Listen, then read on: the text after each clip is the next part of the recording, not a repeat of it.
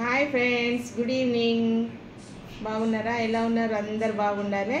ఈరోజు మాది డిన్నర్ ఏంటో తెలుసా? ఇది పుల్కా అండి. ఇదో పుల్కా చేసుకున్నాము.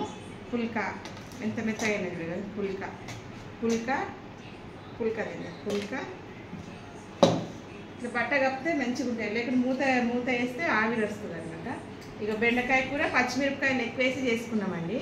ఇంత టేస్ట్ ఉంటుంది తెలుసా, చాలా టేస్ట్ ఉంటుంది. పచ్చిమిరపకాయలు టమాటాలు ఎక్కువ వేసుకోవాలి, బెండకాయలు తక్కువ వేసుకోవాలి. మా దగ్గర తక్కువ ఉన్నాయి బెండకాయలు, అందుకే తక్కువ వేసుకొని టమాటాలు ఎక్కువ వేసుకున్నాము.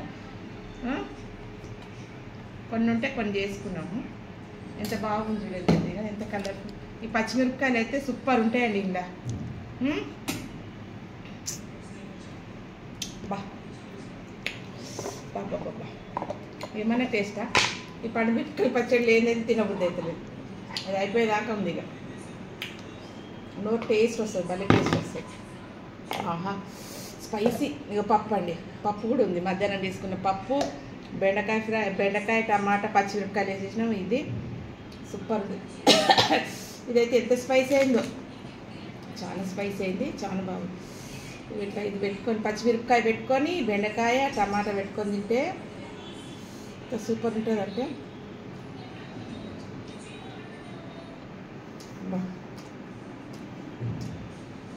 ఇవి ఈ కాలంలో వస్తాయి, వర్షాకాలంలోనే వస్తాయి ఇట్లాంటి పచ్చిమిరపకాయలు. కాలం ఉండేవి, ఉట్టి కూడా తినవచ్చు వేయించుకొని. చాలా బాగుంటుంది, సూపర్ ఉన్నది.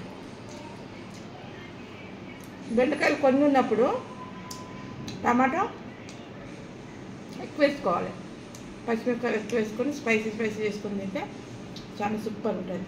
ఇది కొంచెం కలుపుకొని కూడా మస్తు అయిపోతుంది. ఇగో పచ్చడి, దీని టేస్ట్ దీనిదే,